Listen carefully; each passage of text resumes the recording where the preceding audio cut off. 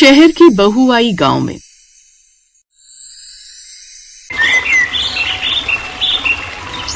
सुबह 5 बजे उठकर चंदा अपने घर की सफाई में लग जाती है कि तभी चंदा की पड़ोसन कुंती उसके दरवाजे पर आती है और कहती है, क्या बात है चंदा बहन, आज सुबह सुबह ही तुम्हारे घर का सारा काम हो गया? बड़ी फुर्ती में दिख रही हो। और नहीं तो क्या, अरे ना सिर्फ घर का काम बल्कि मैंने अपने बेटे बहू के लिए खाना भी बना दिया है। आज मेरा मन बहुत खुश है। बेटा बहू? हाँ कुंती, तुम्हें पता है मेरी शहर में रहने वाली बहू मोहिनी और बेटा मोहित आज गांव में मुझसे यानी अपनी सास से मिलने आ रहे हैं। उन्होंने कहा है कि वो मुझे अपने साथ शहर ले जाएंगे। न सिर्फ मुझे बल्कि वो इन्हें भी अपने शहर ले जाएंगे। फिर हमारा पूरा परिवार एक हो जाएगा। जरा ध्यान से चंदा बहन, शहरी बहू में बड़ी चालाक होती है, चमक धमक देखकर कहीं धोखा न खा जाना। क्या यार कुंती, तू भी न कुछ भी सोचती है। ऐसा कुछ नहीं है। मेरी जो बहू है ना, वो लाखों में नहीं करोड़ों में एक है।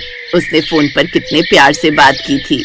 अगर ऐसी बहू है बहन तो बहुत अच्छी बात, लेकिन मेरी बात को गांठ बांध लेना। अगर वो तुझे या भाई साहब को अलग होने को कहे तो कभी मत मानना। आजकल की बहुएं ऐसा ही करती हैं। जब उन्हें जरूरत होती है तो अपनी सास को शहर ले जाती हैं और वहाँ उन्हें नौकरानी बनाकर रखती हैं। खैर, अगर तेरी बहू अच्छी है तो बहुत अच्छी बात है। अच्छा बहन, मैं चलती हूँ, मुझे जंगल से लकड़ियाँ लानी है। इतना बोलकर कुंती वहाँ से चली जाती। लेकिन कुंती की बातें चंदा के दिमाग में घर कर जाती हैं कि तभी घर के बाहर एक काली कार आकर रुकती है। कार से बहू मोहिनी और बेटा मोहित बाहर आते हैं। मोहिनी प्रेग्नेंट होती है, इसलिए वो झुककर पैर नहीं छूती। ओह गॉड, यहाँ कितनी धूल और गर्मी है। मम्मी जी, आपका गांव अभी भी वैसा ही पिछड़ा हुआ है। ओहो, मेरी तो गाड़ी से उतरती तबीयत खराब होने लगी है। अरे बहू आ बैठ, इस कुर्सी पर बैठ जा। ये गांव की ताजी हवा है, इससे कोई बीमार नहीं होता। मोहित बेटा, तू कैसा है? शहर में खाना पीना ठीक से तो खाता है ना? हाँ माँ, सब ठीक है, बस काम का थोड़ा प्रेशर रहता है। मोहिनी को डॉक्टर ने आराम करने को कहा है, इसीलिए सोचा कुछ दिन आपके पास गांव में रहकर आए और फिर आपको अपने साथ शहर ले चलें। देखो बहू बेटों को यहाँ आए हुए देरी हो गई है, लेकिन तुम सिर्फ यहाँ पर बातें बना रही हो। जाओ जाकर बहू के लिए कुछ लेकर आओ। जी आपने बिल्कुल सही कहा, मैं अभी लाती हूँ। इतना बोलकर चंदा अब किचन में जाती है और बहू के लिए जूस और नाश्ता लाती है। मम्मी जी, ये क्या है? क्या ये घर का निकला हुआ जूस है? इसमें तो मक्खियां भिन-भिना रही होंगी। मुझे पैकेट वाला जूस चाहिए। मोहित, तुम मुझे कहाँ ले आए? यहाँ तो ढंग का पानी भी नहीं मिल रहा। बहू, ये तो ताजे फलों का जूस है, अभी निकाला है। अच्छा तुझे पसंद नहीं तो मैं तेरे लिए नारियल पानी मंगवाती हूँ, तू आराम कर। इतना बोलकर चंदा नारियल का पानी मंगवाने के लिए बाहर की ओर निकल जाती है, तो वहीं मोहिनी सीधा अपने कमरे में पहुंच जाती है। कमरों को देखकर अपनी नाक सिकोड़ती है।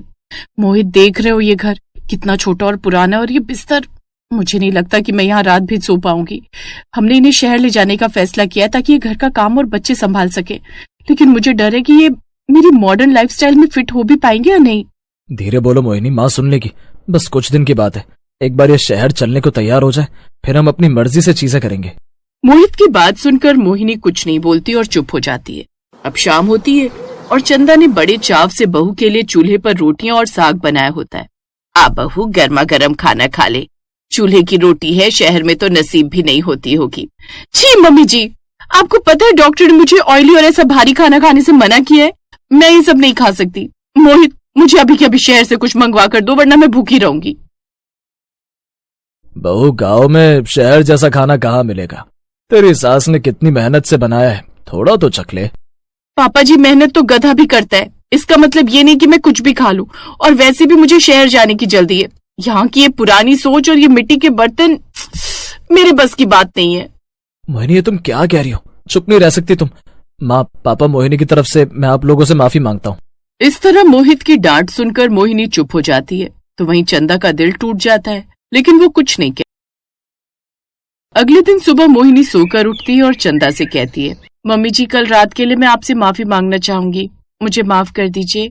कोई बात नहीं बहू, तू यहाँ गांव में नहीं रहती ना, इसलिए तुझे गांव की आदत नहीं है। मम्मी जी, मुझे कुछ बताना है। वो बात यह है कि कल हम शहर निकल रहे हैं।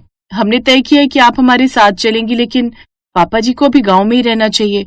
शहर में हमारा फ्लैट छोटा है और वहाँ 2 बड़े लोगों की जगह नहीं है। ये क्या कह रही है बहू? मैंने तो सोचा था कि हम सब साथ रहेंगे। तेरे ससुर को यहाँ अकेले छोड़कर मैं कैसे जा सकती हूँ? देखिए मम्मी जी, इमोशनल होने की जरूरत नहीं है। मुझे शहर में काम करने के लिए और बच्चे के लिए एक भरोसेमंद हाथ चाहिए। अगर आप आएंगी तो मेरा काम आसान हो जाएगा। पापा जी यहाँ रहकर खेती देख सकते हैं, वैसे भी शहर में उनका मन नहीं लगेगा। मोहित अपनी पत्नी की बात सुनकर खामोश रहता है। चंदा अपने पति की तरफ देखती है, जिनकी आंखों में आंसू आ जाते हैं। तभी कुंती वहां से गुजरती है और ये सब सुन लेती है। देखा चंदा बहन, मैंने कहा था ना कि ये शहरी बहुएं सिर्फ अपना फायदा देखती हैं। ये तुझे शहर माँ बनाकर नहीं बल्कि एक मुफ्त की नौकरानी बनाकर ले जाना चाहती है, जो इसके बच्चे के गंदे कपड़े धोए और इसके नखरे सहे। ए औरत, तू कौन होती है हमारे बीच में बोलने वाली? मम्मी जी, अगर आपको चलना है तो आज ही के आज हाँ बोलिए, वरना हम अकेले जा रहे हैं। और याद रखिए, अगर आप नहीं आई तो मैं आपको कभी आपका पोता नहीं देखने दूंगी। और तो और हम कल की जगह आज के आज निकलेंगे इस घर से। बस बहू, बहुत बोल लिया तूने। मैं अब तक चुप थी क्योंकि तू प्रेग्नेंट है और मेरे बेटे की पसंद है, लेकिन तू तो मेरे सुहाग को ही मुझसे अलग करना चाहती है। जिस पति ने मेरा उम्र भर साथ दिया, उसे मैं अकेला छोड़कर तेरे साथ चली जाऊं शहर, वो भी तेरी गुलामी करने के लिए। माँ, आप कैसी बातें कर रही हो? आप हमारी गुलामी थोड़ी ना करोगी। आप हमारी माँ हो, वहां आप आराम से रहोगी। माँ, मोहिनी की बात मान लो ना। शहर में वैसे भी पापा क्या करेंगे? वहां पार्क में बैठने के अलावा कोई काम नहीं है। बेटा मोहित, मुझे काम की चिंता नहीं है। मुझे तो इस बात का दुख है कि तू अपनी पत्नी की गलत बातों में इतना दब गया है कि तुझे अपने बूढ़े माँ बाप का अकेलापन नहीं दिख रहा। चंदा, तू जा इसके साथ, मैं यहाँ रह लूंगा। नहीं मोहन जी, मैं कहीं नहीं जा रही। बहू, तू जिस शहर की अकड़ दिखा रही है ना, वो शहर तेरे पास ही रख। मुझे मेरे गांव की सूखी रोटी मंजूर है, पर तेरे घर की वो गुलामी नहीं जहाँ रिश्तों की कोई कदर नहीं है। ठीक है, तो फिर सड़ते रहिए इसी गांव में। मोहित, चलो यहाँ से, मुझे एक पल भी यहाँ नहीं रुकना। मोहिनी गुस्से में पैर पटकते हुए गाड़ी की तरफ जाती है। मोहित बेबस होकर अपने माँ बाप को देखता है, लेकिन मोहिनी के डर से कुछ नहीं बोल पाता और चुपचाप गाड़ी में बैठ जाता है और वो शहर की तरफ निकल जाती है। चंदा, तूने बहुत बड़ा मौका छोड़ दिया। शहर जाती तो पोते पोती का सुख मिलता। पोते का सुख तो तब मिलता ना जब मेरी बहू के दिल में मेरे लिए प्यार होता। वो तो मुझे सिर्फ एक दाई बनाकर ले जाना चाहती थी। कुंती सही कह रही थी, ये लोग रिश्तों को सौदा समझते हैं। साहस दिखाया तूने चंदा बहन। ऐसे बच्चों के पीछे अपना स्वाभिमान नहीं खोना चाहिए। चल, अब जो खाना बनाया है वो हमें भी खिला, बड़ी भूख लगी है।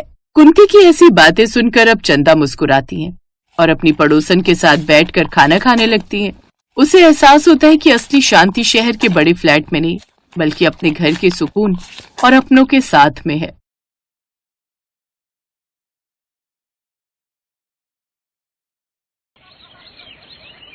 पापा, मैं शिखर से प्यार करती हूँ और उसी से शादी करूंगी। ठीक है, फिर अगर तुझे उस गरीब लड़के से ही शादी करनी है तो निकल जा मेरे घर से, और आज के बाद कभी यहाँ मत आना, समझी? रुचि ने अपना बैग उठाया और अपने अमीर पिता की हवेली छोड़कर शिखर से ब्याह कर उसके गांव आ गई। जी शिखर, ये गांव में पहुंचते कैसी गंदी सी स्मेल आ रही है। अरे ये बदबू नहीं बल्कि गांव की पहचान है, मतलब गौ माता के गोबर की खुशबू। वो देखो, वहाँ देखो कैसे वो काकी गोबर के उपले बना रही है। छी, ये अपने हाथों में गोबर कैसे उठा रही है? ये गाय की पोटी को हाथ से कौन छूता है? ये गांव के लोग कितने गंदे हैं। फिर कुछ देर बाद उनकी कार एक घर के बाहर आकर रुकती है। अरे, ये कार यहाँ क्यों रोक दी? डार्लिंग, यही तो तुम्हारा ससुराल है, चलो उतरो। रुचि जैसे ही कार से उतरती है तो उसकी सैंडल कीचड़ में फंस जाती है। ओह नो, ये क्या हो गया? शिखर डार्लिंग, हेल्प मी। शिखर उसकी मदद करके उसका पैर बाहर निकालता है। ओह नो, मेरी 10,000 की सैंडल खराब हो गई, लेकिन ये तो अब 10 रुपए की भी नहीं रही। You shut up. है? Shut up? भैया, ये भाभी कौन सा शटर अप करने के लिए कह रही है? शटर तो बिरजू काका की दुकान में लगा है। शिखर, कौन है ये बदतमीज लड़की? अरे ये मेरी छोटी बहन शीतल है, थोड़ी पगलैट है, कब कहाँ क्या बोलना है इसकी समझ नहीं है इसे। तभी हाथों में थाली लिए शिखर की माँ आशा आती है। आओ आओ मेरी शहरी सुंदर बहू, अंदर आओ, तेरे ससुराल में तेरा स्वागत है। कुछ ही देर में सारे गांव में ये बात पता चल जाती है कि शिखर कोई शहरी बहू लाया है। अगले दिन गांव की कुछ औरतें उसकी मुंह दिखाई के लिए आती हैं। रुचि बहू, बाहर आ जाओ, मुंह दिखाई के लिए गांव की औरतें आ गई हैं। रुचि शॉर्ट ड्रेस पहनकर बाहर आती है। अरे आशा बहन, इसकी मुंह दिखाई है या टांग दिखाई? इसके मुंह से ज्यादा तो इसकी टांगे दिख रही हैं। पहले पता होता टांग दिखाई है तो इसकी टांगे ढकने के लिए तोहफे में कोई कपड़ा ले आते। अब मुंह दिखाई हो बहन या फिर टांग दिखाई, सच तो ये है कि दिख सब कुछ ही रहा है। जितनी इसकी टांगे गोरी है ना, इतना गोरा तो तुम सबका मुंह भी नहीं है। अब जो काम करने आई हो वो करो। और बहू, ये दर्जी मुए ने जरूर तुम्हारा आधा कपड़ा बचा लिया होगा, तभी तो इतनी छोटी सी फ्रॉक सिल दी है। कोई बात नहीं, फिलहाल तो ये चुन्नी सर पर ओढ़ ले और फिर कल से साड़ी ही पहनना। फिर सब उसकी मुंह दिखाई करती हैं और वहां से चली जाती हैं। तभी आशा अपनी बहू से, बहू, इससे बड़े कपड़े तो मेरी गोरा पहनती है। कौन गोरा माँ जी? हमारी बच्चिया, अभी कुछ दिन पहले ही जन्म लिया है उसने। माँ जी, ये डिजाइनर कपड़े और इसे कोई दर्जी नहीं सिलता, बल्कि फैशन डिजाइनर बनाता है, और आगे से मेरी तुलना उस बच्चिया से नहीं करना। ये कहकर रुचि अपने कमरे में चली जाती है। शाम को रुचि अपने हील्स हर जगह ढूंढती है, लेकिन वो उसे कहीं नहीं मिलती। उफ, न जाने कहाँ चली गई, यहीं तो रखी थी। क्या हुआ रुचि, क्या ढूंढ रही हो? वो मेरी रेड वाली हील्स नहीं मिल रही हैं। कल ही निकाली थी बैग से, पता नहीं कहाँ गई। भाभी, पहले ये बताओ वो कितने की थी? पूरे 15,000 की। लेकिन तुम ये क्यों पूछ रही हो? क्योंकि आपकी वो 15,000 की हील्स हमारी गोरा पहनकर घूम रही है। माँ ने उसे वो हील पहना दी है। रुचि, शिखर और शीतल बाहर आते हैं तो गोरा हील पहने खड़ी थी। ओह गॉड, मेरी 15,000 की हील्स का सत्यानाश कर दिया। अरे बहुरिया, तुम्हारी ये हील तो बहुत अच्छी है। देखो ना, गोरा बार बार खुटिया से भाग जाती है। अब हमने तुम्हारी खुटिया से इसे बांध दिया, अब मजाल है वो कहीं भाग पाए। ओह, मैं परेशान हो गई हूँ इन देहातियों से। ए बहुरिया, जुबान संभाल कर हमको देहाती बोली। अंग्रेजी चिड़िया, अंग्रेज की बेटी। अगले दिन, अरे शीतल, ये सब औरतें सुबह सुबह लोटा लेकर कहाँ जा रही हैं? झाड़े हैं? झाड़े मतलब भगन करने। अब आप भी जल्दी चलो, नहीं तो पूरी तरह सवेरा हो गया तो फिर जा नहीं पाओगी। ओ गॉड, उसे फ्रेश होना कहते हैं, और मैं बाहर यूं खुले में नहीं जाऊंगी। मेरे लिए बाथरूम बनवाओ। अरे ओ सहरी तितली, तुझे इतना पता नहीं क्या कि आंगन में तुलसी की जगह होती है, शौचालय बनाने की नहीं। अब एक बार फिर से रुचि की बहस अपनी सास से होती है। इस तरह घर में दोनों की सोच को लेकर झगड़ा बढ़ता ही जाता है। फिर रात को रुचि शिखर से, शिखर, मैं अब और इस गांव में नहीं रह सकती। 2 कमरों की इस झोपड़ी वाले ससुराल में। कहाँ पहले मैं मायके में महारानी बनकर रहती थी, लेकिन यहाँ तो मेरी हालत नौकरानी जैसी हो गई है। ऊपर से यहाँ के लोग कितने गंदे से रहते हैं। हाथ से गोबर उठाना, गोबर से घर लीपना, उपले बनाना, छीछी, और ना जाने क्या क्या। देखो रुचि, मैंने तुम्हें पहले ही सब कुछ बता दिया था कि मेरा घर गांव में है, लेकिन तुम्ही ने कहा कि तुम सब एडजस्ट कर लोगी। और जैसे कपड़े तुम यहाँ पहनती हो ना रुचि, वो सब शोभा नहीं देता, समझी? अब तुम गांव में रहती हो तो यहाँ के तौर तरीकों से ही रहना होगा। ये बात सुनकर रुचि रोने लगती है। तुम्हारे लिए मैंने अपना इतना बड़ा घर छोड़ा, अपने लोगों को छोड़ा, और तुम मुझे ही एडजस्ट करने को कह रहे हो। अरे मेरी माँ, मैं भी तो तुम्हारे लिए ही ये सब कह रहा हूँ। क्या मतलब? मतलब ये कि मेरे परदादा की एक बहुत बड़ी और पुरानी हवेली है, जो कि माँ ने रेंट पर दे रखी है, और वहां से हर महीने किराया आता है। क्या हवेली? तो फिर हम वहाँ क्यों नहीं रह सकते हैं? रह सकते हैं, लेकिन उसके लिए हमें माँ को खुश करना होगा, और इसका एक ही तरीका है। जरा अपने कान इधर लाओ। शिखर रुचि के कानों में कुछ कहता है। फिर रुचि पहले तो उसकी बात मानने के लिए मना कर देती है, लेकिन बाद में मान जाती है। अगले दिन से रुचि वेस्टर्न कपड़े छोड़ साड़ी पहन लेती है और अपनी सास के पांव छूती है। ये देख आशा बहुत खुश होती है। वाह वाह वाह, कितनी प्यारी लग रही है। बिल्कुल ठीक कहते हैं लोग, भारतीय नारी की असली खूबसूरती तो साड़ी में ही झलकती है। थैंक यू माँ जी। हवेली के लालच में अब रुचि अपनी सास की खूब सेवा करती है। वो उनको खुश करने के लिए चूल्हे पर खाना बनाती है, गाय का दूध निकालना सीखती है और झाड़ा करने खेतों में लोटा लेकर जाती। तो वहीं अपनी बहू की सेवा से खुश होकर आशा भी बदलने की सोचती है। जब ये बहू इतने अमीर घर की होकर हमारे लिए इतना कुछ कर सकती है, तो फिर हम क्यों नहीं इसके लिए अपना रहन सहन बदल सकते हैं। अब आशा देवी अपनी उस हवेली को खाली करवाती है और उसमें सुख सुविधा की हर चीज लाकर रख देती है। उसमें मॉड्यूलर किचन बनवा देती है, साथ ही शौचालय भी, जिससे उसकी बहू को कोई परेशानी ना हो। ये देख रुचि भी बहुत खुश होती है। कुछ समय बाद वो गांव में एक डेयरी फार्म का बिजनेस खोल लेते हैं और उनका ये बिजनेस खूब चलने लगता है। अब वो गांव में रहकर ही अच्छे खासे पैसे कमाने लगते हैं और खुशी खुशी रहने लगते हैं। Thanks for watching.